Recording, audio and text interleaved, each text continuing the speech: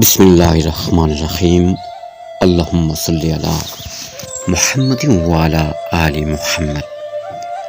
اللہ پاک اپنے مقرب لوگوں کو ایسی طاقتیں عطا فرماتا ہے کہ جس سے ان سے خلاف عادت چیزیں ظاہر ہو جاتی ہیں، اسی کو کرامت کہتے ہیں۔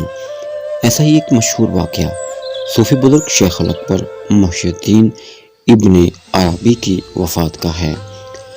آپ نے فرمایا جب سین شین میں داخل ہوگا تب محی الدین یعنی میری قبر ظاہر ہوگی۔ یہ آپ نے ایک حکمت کے تحت فرمایا تھا، کیونکہ آپ کو علم تھا کہ فتنے کی وجہ سے ان کی قبر کئی سو سال تک پوشیدہ رہے گی۔ آپ ایک بار دمشق کے پہاڑی علاقے میں منبر پر کھڑے ہو کر خطاب کر رہے تھے۔ کہنے لگے تمہارا خدا و معبود میرے پاؤں کے نیچے ہے۔ یہ سننا تھا کہ عوام نے غصے میں حملہ کر دیا اور آپ کو اسی جگہ شہید کر دیا۔ آپ کے چند اہل نظر مریدوں نے آپ کو کسی خفیہ مقام پر دفن کر دیا کہ کہیں لوگ قبر کی بے حرمتی نہ کریں۔ اس واقعے کے تقریباً 300 سال بعد عثمانی سلطان سلیم اول نے دمشق فتح کیا تو سلطان سلیم کے خواب میں حکم دیا گیا کہ ابن عربی کی قبر کو تلاش کرو اور وہاں مسجد بناؤ۔ سلطان سلیم اس جگہ گیا جہاں ابن عربی کو شہید کیا گیا تھا۔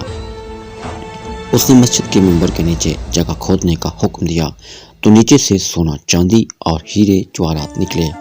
تب لوگوں کو سمجھ آئی کہ ابن عربی نے جو یہ کہا تھا کہ تمہارے معبود و خدا میرے پاؤں کے نیچے ہیں، اس کا مطلب مال و دولت تھا، کیونکہ قرآن و حدیث کے مطابق دنیا دار لوگ مال و دولت کو اپنا خدا بنا کر رکھتے ہیں۔